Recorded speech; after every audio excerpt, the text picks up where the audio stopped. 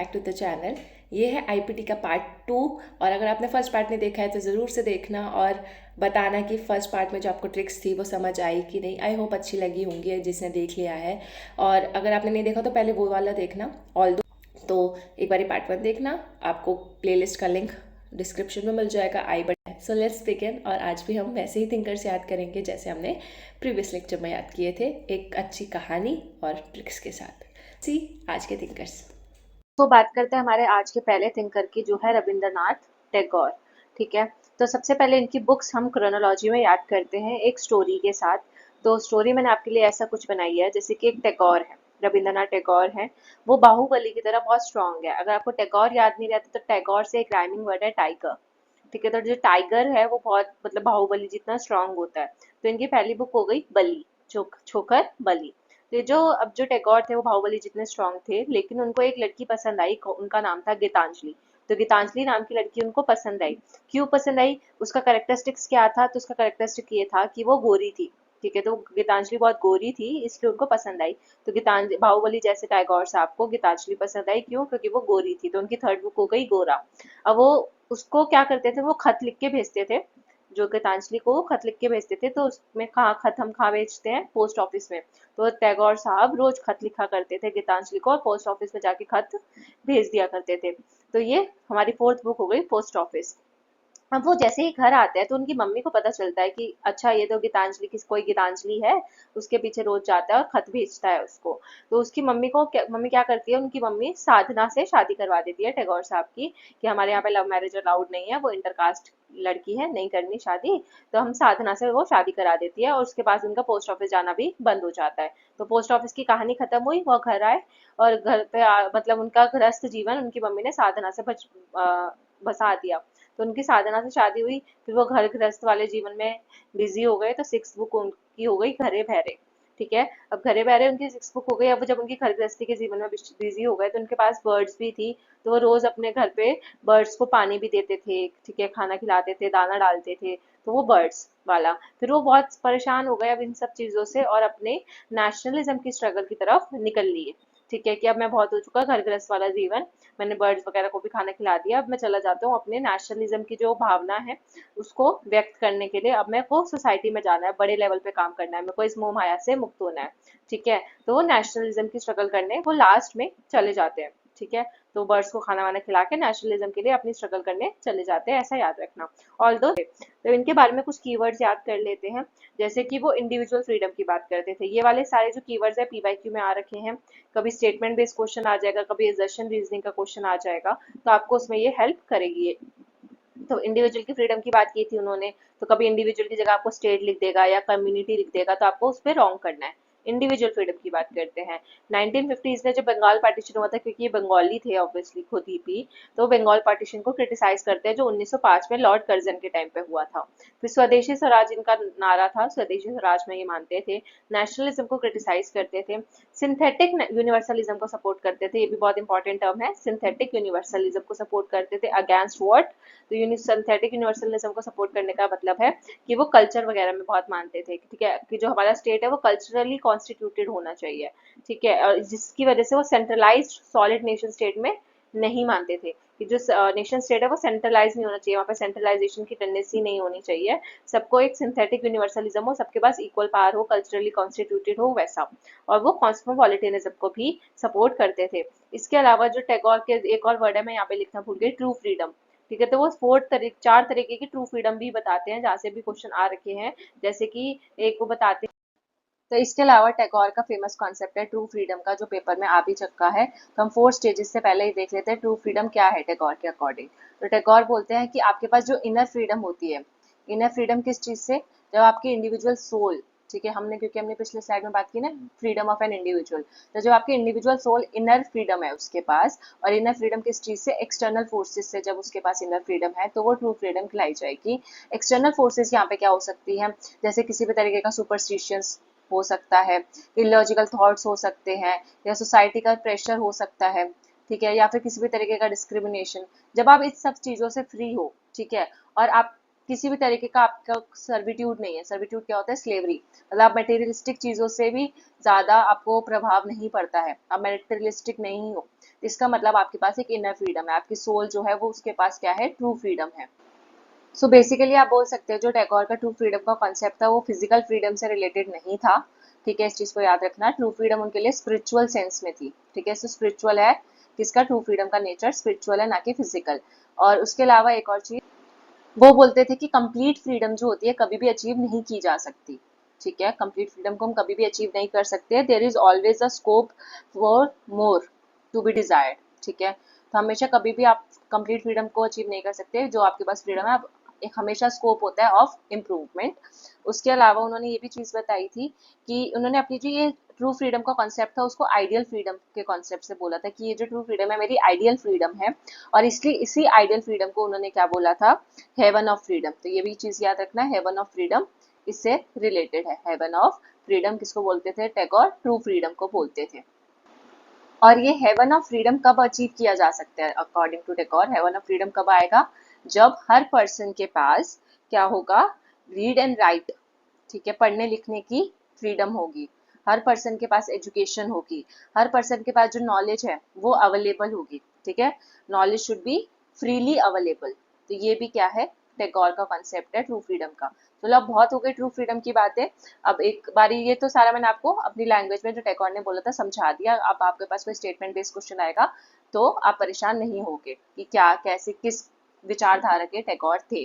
ठीक है, इसी विचारधारा से आपको इनका इंडिविजुअल फ्रीडम, स्पिरिचुअल यूनिवर्सलिज्म, ये सब समझ आ जाएगा।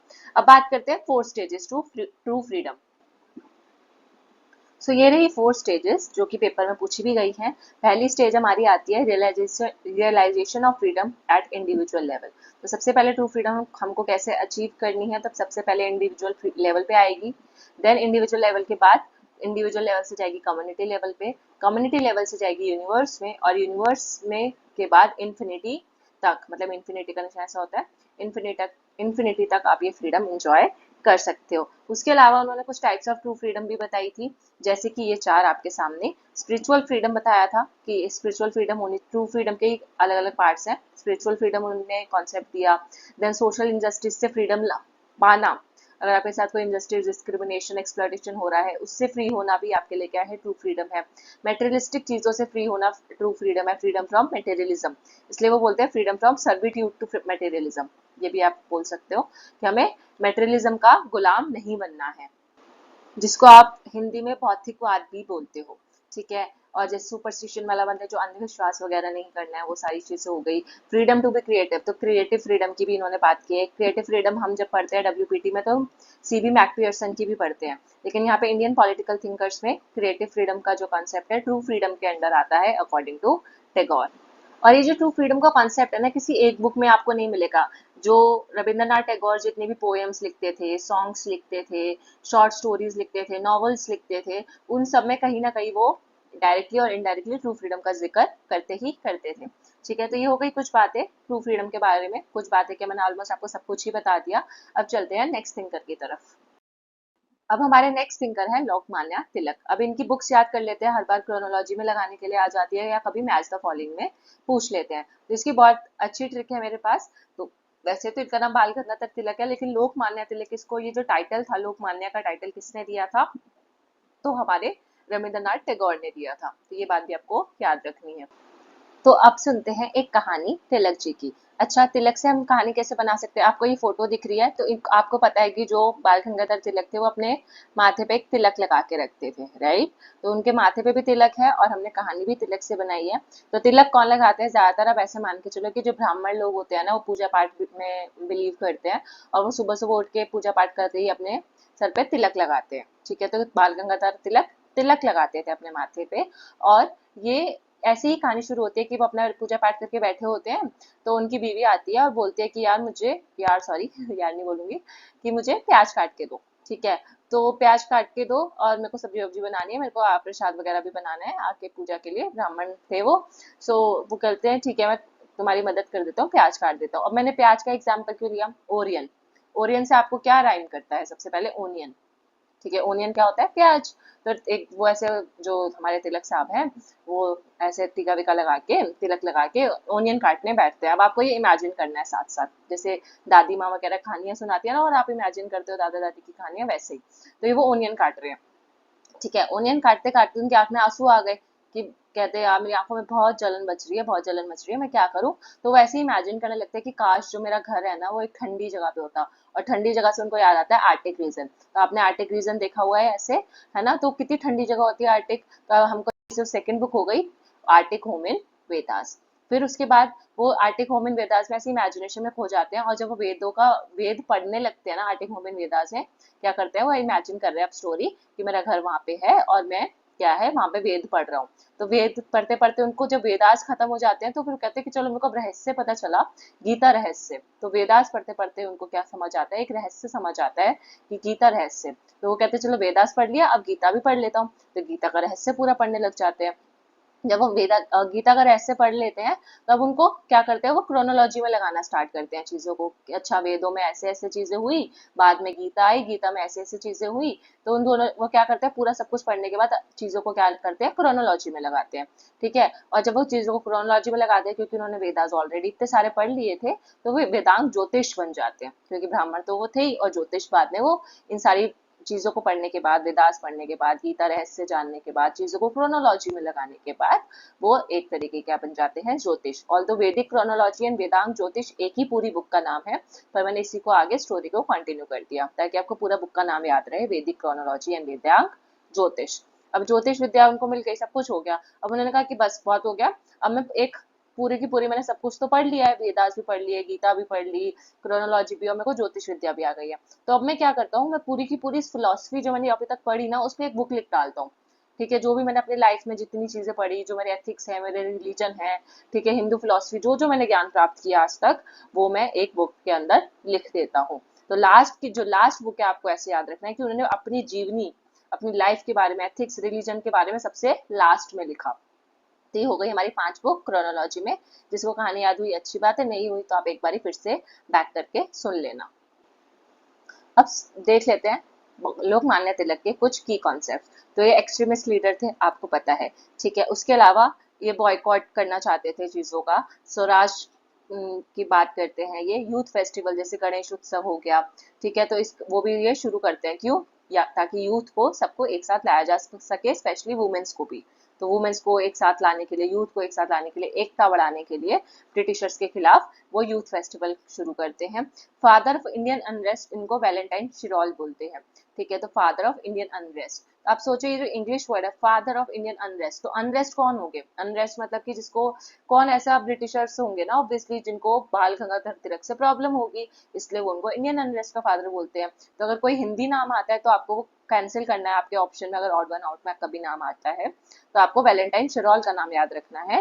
प्लस आपको अगर वैसे याद भी ना रहे तो आपको ऐसे याद रख लो, क्योंकि देखो वैलेंटाइंस डे बनाते होगे ज्यादातर लोग। ठीक है। वैलेंटाइन डे सबको पता है, तो एक यूनिक नाम है, वैसे भी याद रहेगा। प्लस अगर आपको ऑड वन आउट भी करना है, 3-4 इंडियन थिंकर्स है और एक ब्रिटिश थिंकर है, तो आपको खुद समझ जाना है कि ब्रिटिशर्स के नाक में इन्होंने दम कर रखा था, इसलिए इनको फादर ऑफ इंडियन अनरेस्ट बोला जाता था। और गांधी जी इनको क्या टाइटल देते थे, मेकर ऑफ मॉडर्न इंडिया। ठीक है। तो मेकर ऑफ मॉडर्न इंडिया इसने बोला है गांधी जी ने।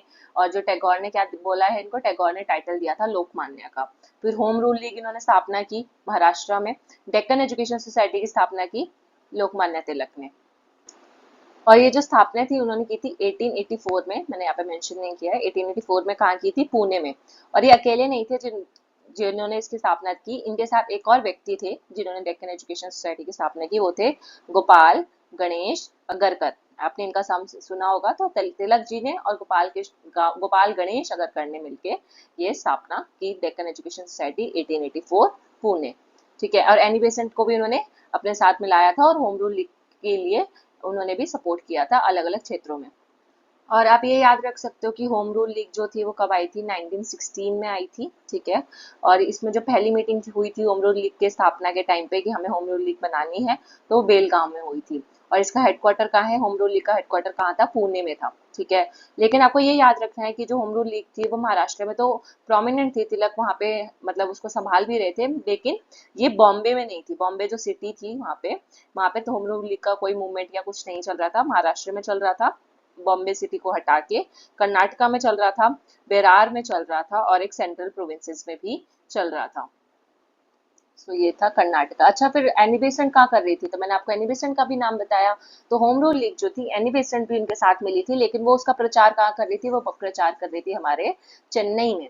चेन्नई में कौन सी जगह में? तमिलनाडु में। ठीक है, तो तमिलनाडु में कहाँ पे Annie Besant home rule league चला रही थी, और महाराष्ट्र और बाकी सेंट्रल रीजन और कर्नाटका में तिलक जी चला रहे थे। इसके अलावा एक आपको ये आर्टिकल भी याद रखना चाहिए, जो सॉरी आर्टिकल नहीं, न्यूज़पेपर याद रखना चाहिए, द कॉमन व्हील। ये कॉमन व्हील एक न्यूज़पेपर हुआ करता था, जहाँ पे जो एनी बेसेंट थी वो अपने आर्टिकल्स को छापती थी, किस बारे में? कि लोगों को अवेयर करवाती थी, होम रूल लीग के माध्यम से लोगों को अवेयर करवाती थी एजुटेशन के बारे में। ठीक है, ब्रिटिशर्स के खिलाफ, जैसे वर्ल्ड वॉर 1 के कंटेक्स्ट के रिस्पॉन्स में ये सारी चीजें चल रही थी। तो ये हो गया। क्योंकि आपको याद होगा कि वर्ल्ड वॉर 1 कब से कब तक चला था? 1914 से 1918 तक। और होम रूल लीग की स्थापना कब हुई? 1916 में। ठीक है, तो उसके रिस्पॉन्स में ये सारी चीजें हो रही थी। और डेक्कन एजुकेशन सोसाइटी का बता दिया, ये बता दिया, यूथ फेस्टिवल्स बता दिए। अच्छा, इन फेस्टिवल्स के बारे में थोड़ा सा और बता देती हूँ, क्योंकि ये पेपर में पूछे गए हैं कई बार। तो इसमें दो फेस्टिवल थे। एक तो मैंने आपको बढ़ा दिया, गणेश वाला फेस्टिवल जो होते थे, गणेश उत्सव जिसको हम बोलते हैं, और एक शिवाजी उत्सव बोलते हैं। ठीक है, एक शिव जी के नाम पे वो फेस्टिवल्स मनाते थे, और एक गणेश उत्सव। तो आप सबको पता है, क्योंकि महाराष्ट्र के लोग गणेश जी में बहुत मानते हैं। और कभी अगर पूछा जाए कि अच्छा, गणेश फेस्टिवल की शुरुआत उन्होंने पहले की थी या फिर गणेश उत्सव की शुरुआत पहले की थी, गणेश चतुर्थी बोल लो या गणेश उत्सव बोल लो, तो उसकी शुरुआत पहले की थी। तो ऑब्वियसली पापा पहले आएंगे या बेटा? ऑब्वियसली पापा पहले आएंगे, है ना? तो शिव जी पापा हैं गणेश जी के, तो 1894 में गणेश उत्सव की शुरुआत की, सॉरी शिव फेस्टिवल की शुरुआत की, एंड गणेश उत्सव की शुरुआत की उन्होंने 1896 में। ठीक है, अब ईयर याद ना रहे तो कोई बात नहीं, पर आपको ये याद रखना है कि पहले उन्होंने शिवाजी फेस्टिवल शुरू किया था, लोगों को, यूथ को इकट्ठा करने के लिए, वुमेन्स को इकट्ठा करने के लिए, और फिर लोगों को और साथ में जोड़ने के लिए गणेश उत्सव भी मनाना शुरू किया था। और सबसे पता है अच्छी बात क्या थी इसमें? कि जो शिवाजी उत्सव वो मनाते थे ना, वो बाद में चलकर 1905 जब बंगाल पार्टीशन हो रहा था, तब ये फेस्टिवल जापान तक भी पहुंचा। मतलब उसको इतना स्प्रेड किया उन्होंने कि जापान तक के लोगों में ये इसके बारे में अवेयरनेस जनरेट की। और शिवाजी फेस्टिवल के नाम से एक फोर्ट भी फेमस है, ये तो एक्स्ट्रा इन्फॉर्मेशन में बता देती हूँ। फोर्ट रायगढ़। ठीक है, फोर्ट रायगढ़ पे उन्होंने जब थे तब उन्होंने इसी फोर्ट से शिवाजी उत्सव की शुरुआत की थी। तो ये हो गई कुछ बातें, इंपॉर्टेंट बातें। इससे ज्यादा आई डोंट थिंक आपके एनटीए के पेपर के लिए इंपॉर्टेंट है। और आपको मैंने वैसे ही बोला है रिवीजन कोर्स है, तो हम सब कवर नहीं भी कर पाएंगे, लेकिन हाँ 80% सिलेबस हम कवर कर रहे हैं। इनफैक्ट शिवाजी फेस्टिवल जो था उनका, वो तो सिर्फ महाराष्ट्र तक सीमित था, लेकिन जो गणेश उत्सव जब उन्होंने शुरू किया तो पूरा नेशन वाइड इसका प्रचार हुआ, ने पूरे नेशनल लेवल पे ये फेमस रहा। अब बढ़ते हैं नेक्स्ट थिंकर की तरफ। सो अब तिलक के बाद बारी आती है औरोबिंदो की। अब मैं तिलक और औरोबिंदो को साथ में पढ़ती हूँ, क्यों? क्योंकि देखो, हमने तिलक की जो स्टोरी याद की थी वो हमने याद से याद किया था कि उनके माथे पे तिलक लगा हुआ था। और औरोबिंदो में आ रहा है बिंदु, बिंदु मतलब बिंदी। ठीक है, मान लो बिंदी। बिंदी का लगाते हैं माथे पे, तो ऐसे मान लो कि जो हमारे औरोबिंदो है उन्होंने व्हाइट कलर की ऐसे बिंदी लगा रखी है। ठीक है, और दो तिलक, तिलक भी हम माथे पे लगाते हैं, बिंदी भी हम माथे पे लगाते हैं। ठीक है, तो मैंने ऐसे याद किया था। और इसके अलावा कि आपको अगर याद हो कि इन दोनों की जो आइडियोलॉजी है वो भी बहुत हद तक मिलती है, इसलिए भी हम इसको साथ में याद करते हैं। कैसे? ये दोनों ही क्या है, एक्सट्रीमिस्ट लीडर हैं, कट्टरवाद या कट्टरपंथी आप इनको बोल सकते हो। ठीक है, ये पूरे तरीके से ब्रिटिशर्स को भगाना चाहते थे, चाहे कोई भी मीन्स यूज करना पड़े, वायलेंस का मीन्स यूज करना पड़े। दोनों ही बॉयकॉट में बिलीव करते थे कि ब्रिटिशर्स को पूरी तरीके से बॉयकॉट करना चाहिए, प्रोटेस्ट वगैरह करने चाहिए। ठीक है, स्ट्रीट स्ट्राइक्स करनी चाहिए। तो ये सारी चीजें दोनों मानते थे, इसलिए हमने औरबिंदो और तिलक को साथ में पढ़ते हैं।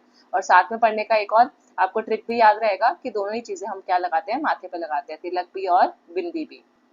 अब स्टार्ट करते हैं कहानी औरोबिंदो की बुक्स को याद करने के लिए। अच्छा, अब भी कभी भी आपके मन में ऐसा आता है ना कि एक आदर्शवाद औरत कौन होती है, तो आप ऐसे सोचो कि जो औरोबिंदो है वो बोलते थे मेरे लिए एक आइडियल वुमन वो होगी जो बिंदी लगाती होगी, मेरे को बिंदी लगाने वाली औरतें बहुत पसंद है। ठीक है, तो एक आइडियल औरत कौन होगी? एक सभ्य नारी, एक हिंदुत्व नारी कौन सी होगी? एक आइडियल वुमन होगी कौन? जो बिंदी लगाती होगी। तो मैंने बिंदी का एग्जाम्पल इसलिए दिया ताकि आपको औरबिंदो के नाम से ये बुक्स याद रहे।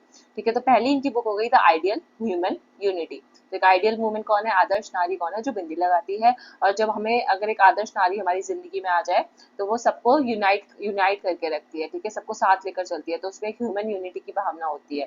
ठीक है, तो एक आदर्श नारी यूनिटी बनाए रखने की कोशिश करती है अपने पूरी फैमिली में। ठीक है, और जब ऐसी नारी हमें मिल जाती है तो क्या होता है, एक हमारी जो लाइफ है, हमारी जो जिंदगी है वो डिवाइन हो जाती है। ठीक है, अच्छी हो जाती है। तो डिवाइन को आप जैसे हिंदी में दिव्य बोल सकते हो, पवित्र बोल सकते हो। उसके बाद डिवाइन लाइफ आपको कहाँ पे देखने को मिली, औरबिंदो बोलते हैं हमें डिवाइन लाइफ देखने को मिली रिनांसा इन इंडिया, जब इंडिया में रिनांसा पीरियड आया था तब। तो रिनांसा इन इंडिया औरबिंदो के लिए क्या था, जब लोग जो थे बहुत ज्यादा स्पिरिचुअल थे, ठीक है, उनके पास स्पिरिचुअल नॉलेज थी, उनके पास स्पिरिचुअल एक्सपीरियंस था। और ये एंटी कॉलोनियल स्ट्रगल से पहले का फेज था, इसको वो प्री पॉलिटिकल फेज भी आप बोल सकते हो, ठीक है। तो रिनेसांस इन इंडिया हमारे जिंदगी में वैसा फेज था जब जहाँ पे हमारे पास डिवाइन लाइफ हुआ करती थी। ये हो गई हमारी स्टोरी, ट्रिक से याद करा रही हूँ, ठीक है। सो ये वैसे मैंने आपको कॉन्सेप्ट भी बता दिया और वैसे इसको लिंक भी कर दिया। तो आइडियल ह्यूमन यूनिटी का भी कॉन्सेप्ट हमने लाइव डिवाइन से यूनिट लिंक किया कि एक आइडियल स्टेट क्या होता है जहाँ पे लाइफ डिवाइन हो, और लाइफ डिवाइन कहाँ पे थी, रिनेसा इन इंडिया में, ठीक है। फिर जब इंडिया में बहुत स्पिरिचुअल लोग रहते होंगे जिनके पास स्पिरिचुअल नॉलेज थी, स्पिरिचुअल एक्सपीरियंस था, तो उनको स्पिरिचुअल नॉलेज एक्सपीरियंस कहाँ से मिला, तो वो उनको मिला गीता से, जब उन्होंने पढ़ी हमारी भगवत गीता। तो एसेज ऑन द गीता उनकी फोर्थ बुक हो गई। कि उनको अगर आपसे पूछा जाए ऐसी स्टोरी में कि चलो रेनेसां पीरियड आया तो उसके बाद उन्होंने ये जो स्पिरिचुअल नॉलेज थी वो की ली कहाँ से थी, तो आपको याद रखना है कि गीता से ली थी। तो नेक्स्ट बुक हो गई हमारी the is essays on the Gita. और अभी हमने तिलक की जो बुक्स याद की थी उसमें एक और बुक हमने गीता से पढ़ी थी, कौन सी थी, वो गीता रहस्य थी, ठीक है। ये एसेज ऑन द गीता है, तो गीता रहस्य आता है। तो वो आपको याद रखना है कि जो तिलक थे वो ओनियन काटते काटते ये सारी चीजें इमेजिन कर रहे थे और उन्होंने गीता रहस्य भी पढ़ लिया था, ठीक है। तो वो गीता रहस्य तिलक का होगा, लेकिन essays on the Gita Aurobindo की होगी। अब इसके बाद बात करते हैं द मदर। तो औरबिंदो की मदर के बारे में बात करते हैं। अब आपको ये कहानी ऐसे याद रखनी है कि जब वो अब औरबिंदो थे, एक दिन वो गीता के ऊपर ऐसे लिख रहे थे, ठीक है, हमारी भगवत गीता पे वो ऐसे लिख रहे थे। तो उनकी मदर को लगा कि अब औरबिंदो की शादी की उम्र हो गई है। तो द मदर आती है, आप अपने अब ऐसे इमेजिन करो हमारे सीन चल रहा है, एक स्टोरी चल रही है, उस पर औरबिंदो ऐसे लिख रहे हैं गीता पे, और एकदम उनकी मम्मी आती है उनके घर मतलब रूम पे और बोलती है कि मैंने तेरे लिए एक लड़की चुनी है, उसका नाम है सावित्री, और हम तेरी सावित्री से शादी कराएंगे, ठीक है, ऐसे मान के चलो। तो द मदर आती है और उनके लिए वो लड़की ढूंढती है सावित्री नाम की, जिनके ऊपर हमारी सेकंड बुक हो गई सावित्री अ लीजेंड एंड अ सिंबल, ठीक है। फिर सावित्री बुक उन्होंने सावित्री लड़की ढूंढ लेते हैं वो। अब उन्हें लगता है कि चलो मेरी शादी होने वाली है सावित्री से, तो मैं ऐसा करता हूँ कि मेरे को ना थोड़ा योगा वोगा करना चाहिए, मेरे को फिजिकल फिट रहने की जरूरत है, मेंटली फिट रहने की जरूरत है, बहुत हो गई मतलब पढ़ाई, थोड़ा सा योगा किया जाता है। तो उनकी मम्मी कहती है कि थोड़ा फिट हो जाए, शादी से पहले योगा वोगा कर ले, ठीक है। तो सावित्री से शादी करने से पहले द सिंथेसिस ऑफ योगा उनकी सेवंथ बुक, ठीक है। लेकिन क्या होता है जब वो योगा कर रहे होते हैं तो कुछ योगा करते करते, ये थोड़ा सा फनी हो गया वैसे, तो योगा करते करते उनको कुछ वो गलत तरीके से योगा कर लेते हैं और वो उनकी डेथ हो जाती है, ठीक है। तो उन्होंने गलत तरीके से योगा करा और उनकी डेथ हो गई, ऐसे आप मान के चलो, ठीक है। तो वो योगा का पोज कर रहे थे और पता नहीं नस वस खिंच गई कि क्या हुआ, तो उनको इतना दर्द वो सह नहीं पाए और उनकी डेथ हो गई। या फिर आप लव एंड डेथ, ठीक है। तो उनका उनका जो प्यार था, सावित्री जो उनका प्यार था वो भी नहीं उनको मिल पाया और उससे पहले वो मर गए। अब जब मर जाते हैं तो एक क्या होता है, मरने के बाद एक नई साइकिल शुरू होती है, ठीक है। हम फिर से पूर्ण जन्म लेते हैं, फिर से एक बर्थ लेते हैं और नई साइकिल में प्रवेश करते हैं। तो लव एंड डेथ के बाद दूसरी बुक याद होनी चाहिए द ह्यूमन साइकिल। तो ये रही हमारी द ह्यूमन साइकिल। अब इससे पहले जो बुक्स थी ना लव एंड डेथ वाली, वो 1948 में थी, ठीक है। उससे तो हम याद कर सकते हैं कि जो पोस्ट इंडिपेंडेंस की बुक है ये सारी, अभी तक जब ये पब्लिश हुई है ये बुक्स तब तक हमें इंडिपेंडेंस मिल चुकी थी। तो इससे पहले लव एंड डेथ वाली 48 में थी, 49 में ह्यूमन साइकिल। मैंने आपको जैसे बताया कि जब उनकी किसी बंदे की डेथ हो जाती है तो एक उसकी एक नई ह्यूमन साइकिल रिपीट होती है। और ह्यूमन साइकिल जब की शुरुआत कब होती है, तब हमारे हिंदू रीति रिवाज के अकॉर्डिंग जब कोई डेथ होता है तो उसको क्या करते हैं, आग में या हम बोल सकते हैं अग्नि में, मतलब उनको जलाया जाता है। तो उनकी जो इसके बाद की बुक हो गई वो गई हाइम्स ऑफ मिस्टिक फायर। अब आपको ये क्रोनोलॉजी याद करने की जरूरत नहीं है, इससे पहले जो मैंने आपको क्रोनोलॉजी जो कहानी बताई उतनी कहानी भी आप याद रखोगे तो आपको याद रहेगा, ठीक है। अब इसकी क्रोनोलॉजी इतना पूछा भी नहीं जाता, बस हाँ, लेकिन हमको इनकी बुक्स याद रखनी है तो स्टोरी हम सुनते जा रहे हैं, ठीक है। तो mistake fire, hymns of mistake fire. फिर उसके बाद क्या होता है, अब उनकी जो बीवी थी सावित्री, वो तो उनको पसंद करती थी, ऑल्दो उनसे उनकी शादी हुई नहीं थी अभी तक। तो फिर वो फ्यूचर पोइट्री लिखती है अपने उसके बारे में, औरबिंदो के बारे में सावित्री लिख रही है ऐसा मान के चलो। तो फ्यूचर पोइट्री, तो वो पोइट्री लिख रही है दुख दर्द में कि काश मेरी शादी हो जाती, तो पोएम की फॉर्म में अपने जो दुख है उसको वो व्यक्त करती है। जब उनको आग लगाई जाती है ना, औरबिंदो को डेथ हो जाती है, उनकी एक नई ह्यूमन साइकिल शुरू हो गई, तब उनकी जो वाइफ है वो फ्यूचर पोइट्री लिखना शुरू करती है। देन उसके बाद आते हैं द उपनिषद। ठीक है, तो वो पोइट्री पोइट्री में किसके बारे में लिखती है, ऐसा याद कर लो कि वो पोइट्री में अरविंदो के बारे में तो लिखती है, अपना दुख दर्द बताती है, लेकिन साथ ही साथ वो उपनिषद के बारे में भी बताती है अपने पोइट्री में, कि कैसे जो अरविंदो थे उनको उपनिषद पढ़ने का कितना शौक था, ऐसे ऐसे करके कुछ याद कर लो। और क्योंकि उनकी डेथ जो थी वो योगा की वजह से हुई थी, अचानक से योगा करते करते उनको हार्ट अटैक आया कि पता नहीं क्या, तो फिर वो लेटर्स ऑन योगा भी लिखती हैं उसके बाद। औरबिंदो ही लिख रहे हैं वैसे, तो मैं आपको कहानी बता रही हूँ कि वो सावित्री लिख रही है उनके मरने के बाद, ऐसे ऐसे करके। या फिर आप ऐसा मान के चलो कि औरबिंदो के कुछ जो लेटर्स होते हैं योगा के ऊपर, उन्होंने कुछ लेटर्स लिखे हुए होते हैं कि ऐसे ऐसे मेरे से अर्थ हुआ, मैं योगा ऐसे कर रहा था वगैरह वगैरह, तो वो लेटर्स ऑन योगा भी किसके हो गए, औरबिंदो के। तब आप योगा से याद रखना, क्योंकि एक तो मैंने आपको राजयोग, कर्मयोग, ये सारे विवेकानंद में पढ़ाए थे और वो अलग ट्रिक से पढ़ाए थे, लेकिन मैंने आपको बोला था कि जो योगा वाली जो बुक्स है ज्यादातर विवेकानंद की है। लेकिन जब लेटर्स ऑन योगा आ जाए, या फिर सिंथेसिस ऑफ योगा आ जाए, मतलब इंग्लिश वाले वर्ड्स जो यहाँ पे आ रहे हैं, तो औरबिंदो, ऐसा मान के चलो कि औरबिंदो बहुत पढ़े लिखे बंदे हैं, ठीक है, एंड वो सारी बुक्स अपनी इंग्लिश में लिख रहे थे, तो इनकी सारी बुक का नाम इंग्लिश में है ना, कोई भी ज्यादातर हिंदी वर्ड यूज नहीं है। वेयर एज जो विवेकानंद थे वो तो हिंदी वर्ड्स का यूज करते थे अपनी बुक में, राजयोग, कर्मयोग, जन योग, ये सारे थे, ठीक है, तो वो हिंदी वर्ड्स यूज करते हैं। लेकिन योगा में अगर इंग्लिश वर्ड्स यूज हो रहे हैं तो Aurobindo, letters on yoga 1930s में उन्होंने ये लेटर्स लिखे थे, 3 वॉल्यूम्स में लिखे थे। और लास्ट में सब कुछ एक साथ जोड़ के इंटीग्रल योगा, तो लास्ट बुक आपको ऐसे याद रखनी कि इंटीग्रल योगा के हमने सब कुछ इंटीग्रेट कर दिया। अभी तक जितनी भी बुक्स पढ़ी, सब कुछ पढ़ा योगा वगैरह, सब कुछ पढ़ने के बाद, लेटर्स पढ़ने के बाद इंटीग्रल योगा का कॉन्सेप्ट सामने आता है।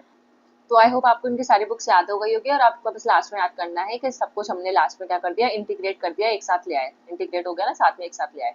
अब हम पढ़ते हैं कॉन्सेप्ट, इंटीग्रल योगा का कॉन्सेप्ट है क्या, ठीक है, तो कॉन्सेप्ट समझना भी इंपॉर्टेंट है, कहानी से हमने ट्रिक से तो याद कर लिया।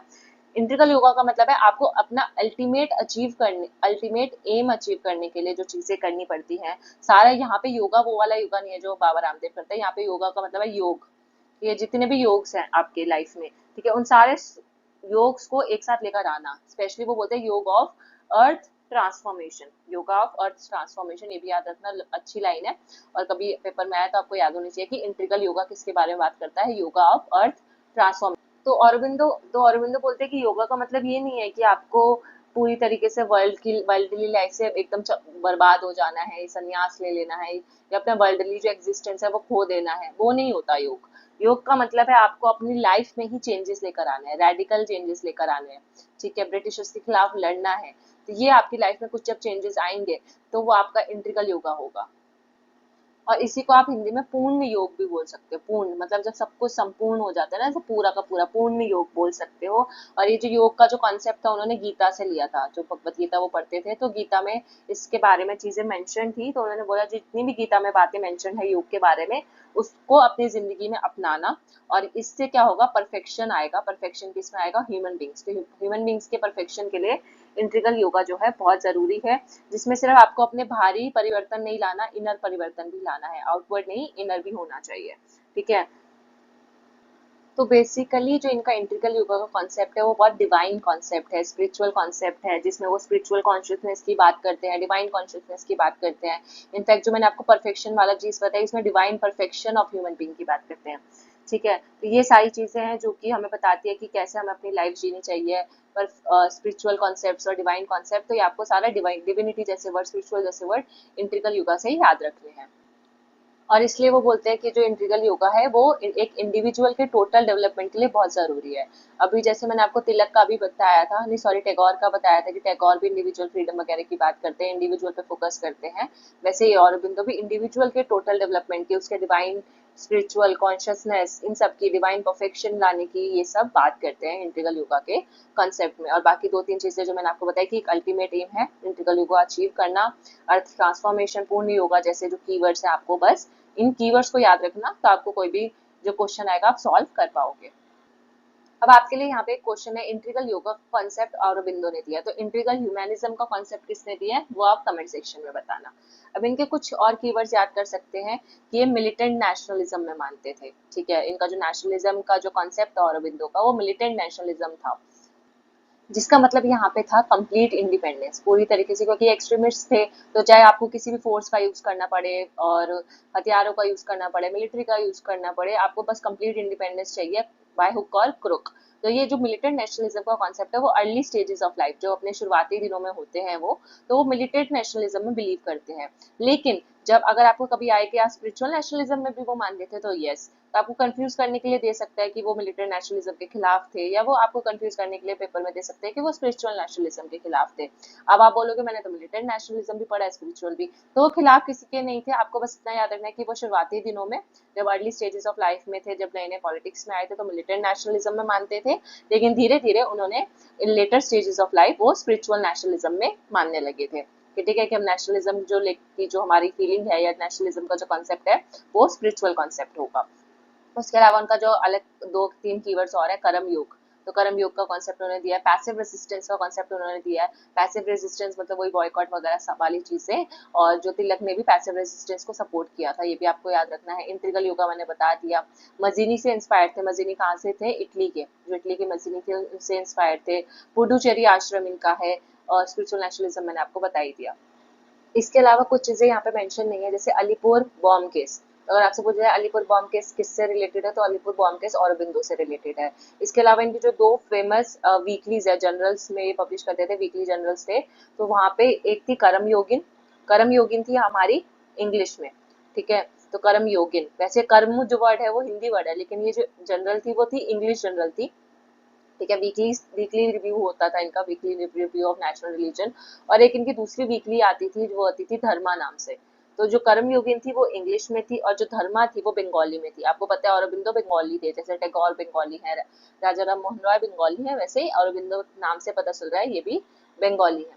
जो बंगाली थे, धर्मा बंगाली, ठीक है। तो धर्मा जो इनकी वीकली आती थी वो बंगाली में आती थी, और जो धर्म मतलब धर्म जो है बंगाली है, और इनका जो धर्म है मतलब ऐसा मानकर चलो कि औरबिंदो का धर्म बंगाली है। और कर्म योगिन, अब कर्म योगिन में एन आ रहा है, इन आ रहा है, तो इन जो अगर आपको याद रहे कि अच्छा कर्म वर्ड तो हिंदी है या इंग्लिश है, तो आपको इन से याद रखना, जो इन वर्ड है, इन वर्ड तो इंग्लिश है ना, प्रपोजिशन इन, तो इन से आप याद रखो कि अच्छा इन इंग्लिश, ठीक है। तो कर्म योगिन इंग्लिश में थी और धर्मा बंगाली में थी। ये दो वीकलीज आपको याद रखनी है औरबिंदो की।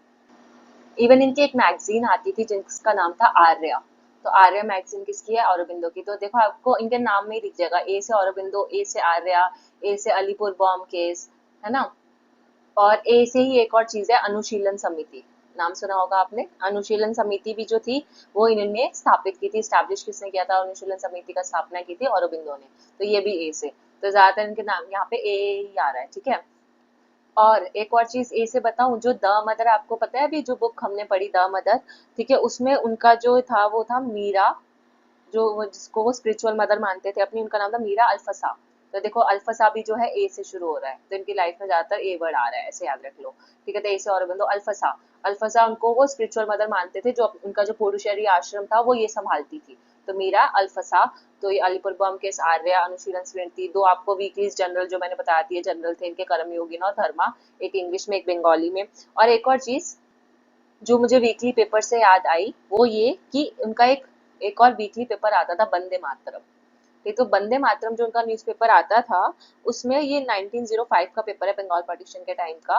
तो उसमें वो कांग्रेस को क्रिटिसाइज किया करते थे, ठीक है, क्योंकि वो जो कांग्रेस के अंदर मॉडरेट्स भी थे, जो ब्रिटिशर्स का साथ दे रहे थे, ठीक है, उनकी गुलामी करते थे, गुलामी इन द सेंस जो वो बोलते थे हाँ में हाँ मिला लेते थे, ठीक है, वो अपनी कुछ डिमांडें मतलब पाने के लिए, पॉलिटिकल इंडिपेंडेंस पाने के लिए।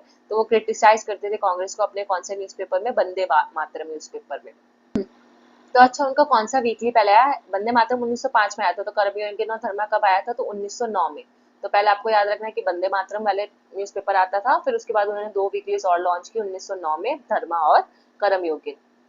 और इसमें कुछ खास बताने जैसा है नहीं। पैसिव रेजिस्टेंस मैंने आपको बता दिया, बॉयकॉट है। बॉयकॉट के अलावा एक और चीज, हाँ, मतलब हर लेवल पे बॉयकॉट करना है, एजुकेशनल लेवल पे बॉयकॉट करना, इकोनॉमिक लेवल पे, सोशल लेवल पे, पॉलिटिकल लेवल पे, कल्चरल लेवल पे, हर लेवल पे बॉयकॉट करने की उन्होंने बात की थी। और स्वदेशी अपनाने की बात की थी कि हमें सबको स्वदेशी अपनाना चाहिए। वैसे सेम कॉन्सेप्ट पैसिव रेजिस्टेंस का तिलक का भी है। और अच्छा हाँ, एक और चीज, कभी लिखा हुआ है कल्चरल नेशनलिज्म, स्पिरिचुअल नेशनलिज्म की जगह, पीवाईक्यू मुझे अभी अचानक से याद आया। तो कल्चरल नेशनलिज्म लिखा हो या स्पिरिचुअल नेशनलिज्म लिखा हो, एक ही बात है, ठीक है, वो औरबिंदो का ही होगा, कल्चरल नेशनलिज्म या स्पिरिचुअल नेशनलिज्म दोनों। तो ये भी आप चीज याद रखना।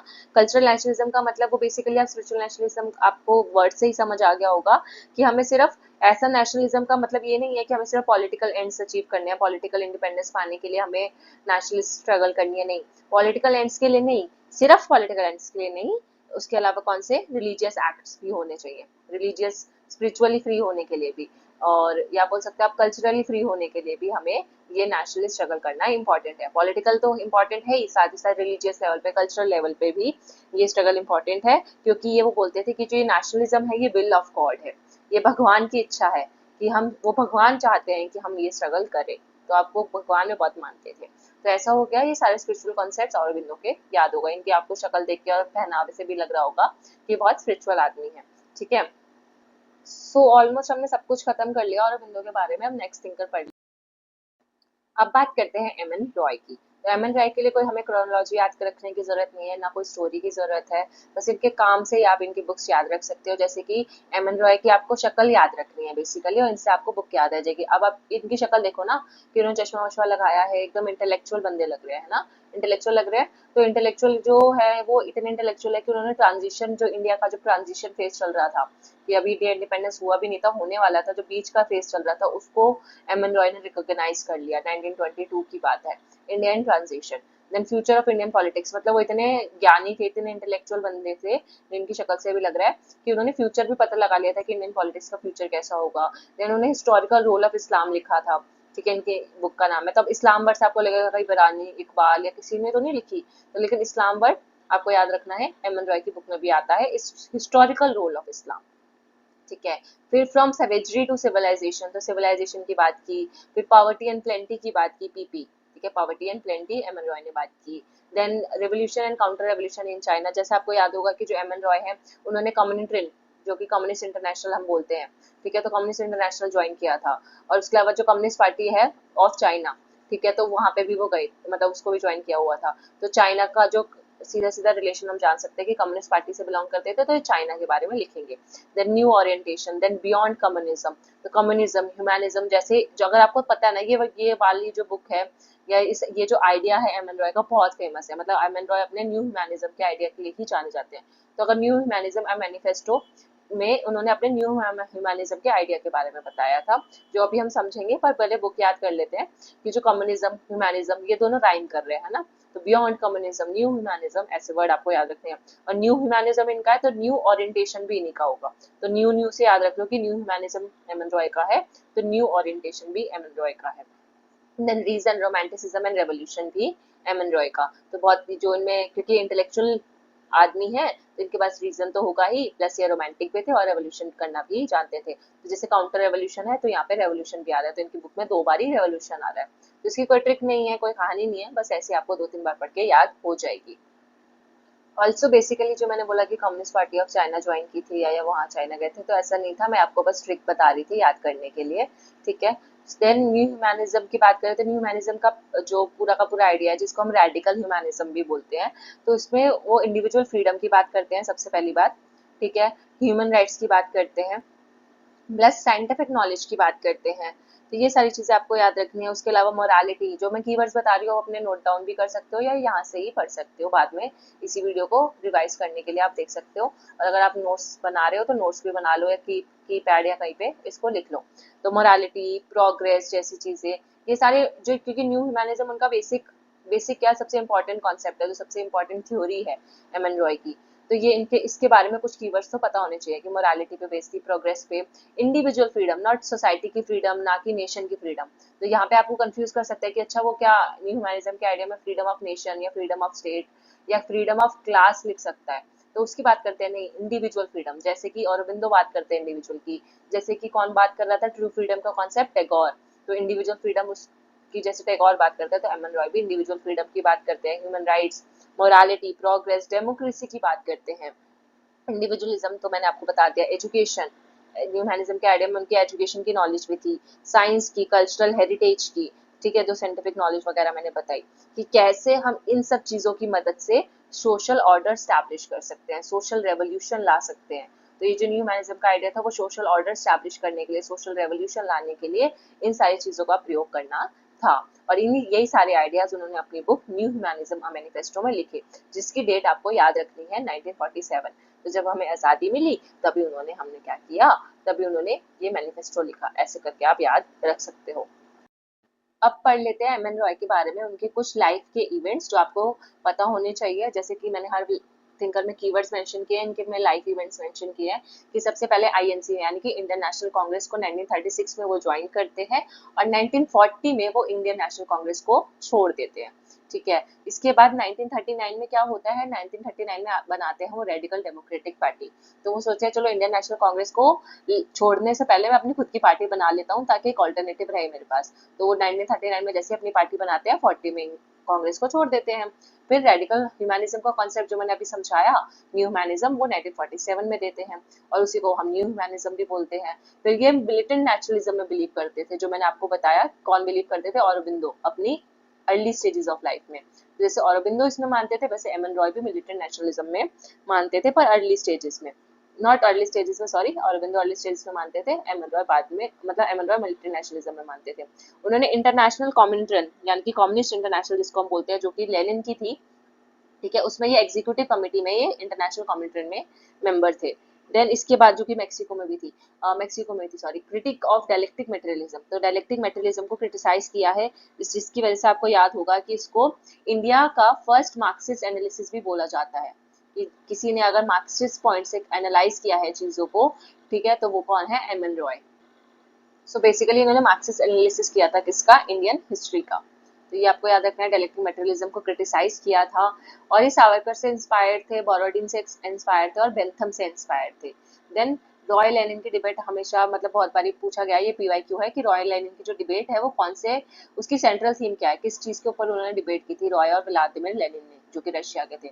तो कॉलोनियल क्वेश्चंस के ऊपर ये डिबेट हुई थी। Then debate versus Lenin, conflict versus Stalin. तो उन्होंने, अगर आपको याद, अगर पूछा जाए कि डिबेट किसके साथ हुई थी, तो लेनिन के साथ डिबेट हुई थी। लेकिन कन्फ्लिक्ट किसके साथ था उनका, तो कन्फ्लिक्ट स्टालिन के साथ था। तो कंफ्यूज मत होना, सेम सेम नाम है, लेकिन लेनिन के साथ डिबेट और स्टालिन के साथ कन्फ्लिक्ट। देन उन्होंने कम्युनिस्ट पार्टी ऑफ इंडिया बनाई थी 1925 में। ठीक है, उनकी वाइफ थी जिनका नाम था ट्रेंट, इमनली ट्रेंट। ठीक है, तो इमनली ट्रेंट के साथ उन्होंने कम्युनिस्ट पार्टी ऑफ की कम्युनिस्ट पार्टी ऑफ इंडिया की शुरुआत की 1925 में। और इनके साथ, उनके अलावा और जो फाउंडर्स थे वो थे अंबानी, मुखर्जी और एमपीटी आचार्य। देन इनको फादर ऑफ इंडियन कम्युनिज्म भी बोला जाता है। और उसके अलावा एक और चीज मुझे याद आई कि जो मैक्सिकन कम्युनिस्ट पार्टी थी, ठीक है, वो भी इन्होंने ही फाउंड की थी। ठीक है, उसकी शुरुआत भी मैक्सिकन कम्युनिस्ट पार्टी की शुरुआत की, जिसको हम एमसीपी बोल सकते हैं, वो भी किसने की थी, एम एन रॉय ने की थी। कब की थी, 1919 में, जब जलियांवाला बाग मास्कर हुआ था तब। तो मैंने आपको गलती से यहाँ पे ये बता दिया था इंटरनेशनल कम्युनिटी वाला, मैक्सिको वाला, फिर मेरे को याद आया अच्छा ये तो रशियन वाला है। सो मैं थोड़ा कंफ्यूज हो गई थी। तो मैक्सिकन कम्युनिस्ट पार्टी इसका है। और इंटरनेशनल कम्युनिटी में एग्जीक्यूटिव कमेटी के मेंबर थे, कब थे ये वाले मेंबर थे इनके, 1926 में आई गेस, हाँ 1926 में थे। और फिर 1929, अगर इस 6 को उल्टा करते तो क्या बनता है, 9। तो 9 में इनको वो पार्टी से निकाल दिया गया, या फिर उन्होंने खुद ही छोड़ दी थी आई गेस। तो इसमें सितंबर 1929 में उनको निकाल दिया गया था, हाँ, तो उनको निकाल दिया गया था। और 1926 में इन्होंने ज्वाइन किया था, 29 में वो निकाले गए। तो 6 का उल्टा किया 9 और वो निकाल दिए गए। और 1919 में मैक्सिकन कम्युनिस्ट पार्टी हो गया हमें याद। इसके अलावा इनकी कुछ और चीजें जो हमें याद रखनी चाहिए, कि उन्होंने रेडिकल ह्यूमैनिज्म के साथ साथ रेडिकल डेमोक्रेसी की भी बात की थी। तो ये रेडिकल डेमोक्रेसी का आइडिया भी इन्होंने रेडिकल ह्यूमैनिज्म में दिया था, याद रखना। तो रेडिकल वर्ड्स आप एम एन रॉय का याद रख सकते हो, क्योंकि इनके कीवर्ड्स हैं ये। तो radical democratic party, radical democracy, radical humanism, सब ये रेडिकल रेडिकल आ रहा है। और रेडिकल डेमोक्रेसी का मतलब उन्होंने क्या दिया था, कि जब जो मेंटली फ्री मैन होंगे, ठीक है, मेंटली फ्री मतलब आपके ऊपर कोई दबाव नहीं है, कुछ नहीं है, तो मेंटली फ्री मैन ही जो है वो रेडिकल डेमोक्रेसी ला सकते हैं। ठीक है, और एक वर्ल्ड ऑफ फ्रीडम क्रिएट कर सकते हैं, ये चीज हो गई। देन उसके अलावा उन्होंने ह्यूमैनिस्टिक इंटरप्रिटेशन ऑफ हिस्ट्री दिया था। तो जैसे उनका कॉन्सेप्ट ही न्यू ह्यूमैनिज्म है, तो ह्यूमैनिस्टिक इंटरप्रिटेशन ऑफ हिस्ट्री किसका हो गया, एम एन रॉय का। तो ह्यूमैनिज्म जैसे वर्ड जैसे इसमें आ रहा है, तो वो भी। ऑल्सो जो एम एन रॉय है वो बात करते हैं 4 क्लासेस की। ठीक है, तो ये भी आपको याद रखना है, 4 क्लासेस कौन कौन सी उन्होंने बताई थी, कि इंडिया में जो है 4 तरीके के लोग एग्जिस्ट करते हैं, 4 क्लासेस एग्जिस्ट करती हैं। एक बोर्जुआजीज जो मार्क्सिस्ट है, ठीक है, तो आप एम एन रॉय में ऐसे मान लो, जो एम एन रॉय में एम वर्ड है ना, वो मार्क्सिस्ट के लिए है। तो आपको याद रह जाएगा कि अच्छा ये जो मार्क्सिस्ट थिंकर हैं ये मार्क्सिज्म से रिलेटेड क्या क्या बातें बोल रहे हैं। जैसे डायलेक्टिक मटेरियलिज्म के खिलाफ थे लेकिन ह्यूमैनिस्टिक इंटरप्रिटेशन के फेवर में थे, ठीक है। तो बुर्जुआजीज हो गए, प्रोलिटेट्स हो गए। फिर प्रोलिटेट्स की बात हमारे आ जाएंगे, ये दो तो मार्क्स से उन्होंने ले लिया। बुर्जुआजीज और प्रोलिटेट के अलावा उन्होंने दो और बताए, वो थे हमारे पैटी बुर्जुआजीज, ठीक है, जिसको हम पी भी बोल सकते हैं। तो बुर्जुआजीज से हमारे आए पैटी बुर्जुआजीज, और प्रोलिटेट से एक और पी याद रख लो, पीजेंट्री, ठीक है। तो ये चार क्लासेस थी जो कि एम एन रॉय ने बताई थी। बस इससे ज्यादा आपको मैं इसमें लेक्चर में नहीं बता सकती, बहुत हो जाएगा, नहीं तो एम एन रॉय बहुत बड़े थे, बहुत सारा है इसमें पढ़ने के लिए, लेकिन मैंने मेन पॉइंट्स ऑलमोस्ट सारे कवर करा दिए। तो बस हमारे आज के लास्ट थिंकर हम पढ़ लेते हैं, वो है वीर सावरकर, ठीक है। तो हम यहाँ पे खत्म करते हैं, लेक्चर लंबा हो गया है, और बाकी जो गांधी, नेहरू, लोहिया, दीनदयाल उपाध्याय हम नेक्स्ट लेक्चर में पढ़ लेंगे। तो वीर सावरकर की स्टोरी पे हम खत्म करते हैं। वीर सावरकर की पहली बुक आप सबको पता होगी, the Indian war of independence. तो इंडियन वॉर ऑफ इंडिपेंडेंस, और अभी हाल ही में एक मूवी आई है सावरकर नाम से, जिसमें रणदीप हुड्डा है। तो आई विल सजेस्ट कि पक्का से वो मूवी देखना। अगर आपके पास नहीं होगी तो मैं टेलीग्राम पे आपको भेज दूंगी, तो आप देख लेना, या फिर मेरे से डीएम में मांग लेना, और पक्का से देखना। इससे क्या होगा ना, आपके सावरकर से जितने भी कॉन्सेप्ट्स है ना सारे क्लियर हो जाएंगे, प्लस मूवी देखोगे तो आपको जितने भी कॉन्सेप्ट्स है वो याद भी हो जाएंगे। अब इस इन थिंकर पे मूवी बननी है सोचो, तो एग्जाम में आने के चांसेस ज्यादा होते हैं हमेशा। तो आपको इनकी सारी बुक्स, सारे सब कुछ वहाँ उस मूवी से याद हो जाएगा। मैं तो स्पेशली हॉल पे देखने गई थी, तो मेरे को बहुत अच्छी लगी, और मतलब सारे कॉन्सेप्ट्स भी रिवाइज हो गए, याद भी हो गए मूवी देखते देखते। तो इंडियन वॉर ऑफ इंडिपेंडेंस 1857, ये भी मूवी में दिखाया गया कि कैसे उन्होंने 1857 रिवॉल्ट पे पूरी की पूरी बुक लिखी थी, ताकि वो जो हिंदू लोग हैं, ठीक है, हिंदुत्व का कंसेप्ट सावरकर का फेमस है ही, तो जो हिंदू लोग हैं वो अपने जान सके, मतलब हिंदू क्या इसमें मुस्लिम वगैरह सबको वो अवेयरनेस क्रिएट करना चाहते थे एक तरीके से, कि कैसे 1857 का रिवोल्ट दबा दिया गया, आपको पता भी नहीं चला 1857 का रिवोल्ट के बारे में, और ब्रिटिशर्स ने हमारे साथ क्या क्या एक्सप्लॉयटेशन किया, वो सब सारी चीजें वो लोगों को याद करवाते हैं, और बोलते हैं कि तो हम सबको एक साथ मिलकर ब्रिटिशर्स के खिलाफ लड़ना चाहिए। तो इंडियन वॉर ऑफ इंडिपेंडेंस 1857, जिसको वो फर्स्ट वॉर ऑफ इंडिपेंडेंस भी बोलते हैं, ठीक है। तो ये भी क्वेश्चन आ रखा है। एसेंशियल्स ऑफ हिंदुत्व, हिंदुत्व के लिए फेमस है, तो आपको बुक का नाम याद रखने की भी जरूरत नहीं है, हिंदुत्व वर्ड से ही आपको याद आ जाएगा कि सावरकर की बुक है। फिर हिंदू पद पातशाही, तो हिंदू राष्ट्र दर्शन, ठीक है, हिंदू हिंदू वर्ड आ रहा है ज्यादातर, है ना। तो हिंदू है, सावरकर के नाम से हिंदुत्व की पॉलिसी फेमस है, हिंदू पद पातशाही, और इसको इंग्लिश में क्या बोलेंगे, a review of Hindu empire of Maharashtra. ये पूरा उनका सब टाइटल है, या आप और करके भी लगा सकते हो, a review of Hindu empire of Maharashtra, then Hindu Rashtriya Darshan, and then 6 glorious epochs of Indian history भी वीर सावरकर की बुक है। तो ये भी आपको याद रखनी है, 6 glorious epochs of Indian history. तो जो हमारे जो सावरकर है वो ग्लोरी लेकर आए हमारे लिए, ऐसा करके कुछ आप याद कर लो। देन इनके कुछ कीवर्ड्स, कल्चरल नेशनलिज्म। अच्छा, कल्चरल नेशनलिज्म आपको याद है, स्पिरिचुअल नेशनलिज्म, कल्चरल नेशनलिज्म हमने किसमें पढ़ा था, एक और थिंकर थे जिसमें हमने पढ़ा था, वो थे औरबिंदो। तो औरबिंदो के अलावा वीर सावरकर भी कल्चरल नेशनलिज्म में मानते हैं। अभिनव भारत सोसाइटी इनकी है, जो कि पीवाईक्यू है, याद रखना। देन 1857 रिवॉल्ट के बारे में उन्होंने बोला था कि फर्स्ट वॉर ऑफ इंडिपेंडेंस है। इनके लिए जैसे औरबिंदो के केस में तो ए से कौन सी थी, अलीपुर बॉम्ब केस, तो वैसे इनके लिए कौन सी कॉन्स्पिरेसी थी, नासिक कॉन्स्पिरेसी केस था, जिसकी वजह से वो जेल में भी रहे थे। तो मूवी में भी वो सारी चीजें दिखाई गई हैं कि कैसे वो अपना प्रचार करते हैं हिंदुत्व का, हिंदू राष्ट्र, हिंदू नेशन, ये, और हिंदू की फिलॉसफी क्या है, ठीक है, हिंदुत्व की फिलॉसफी है क्या, वो सारी चीजें वो बताते हैं।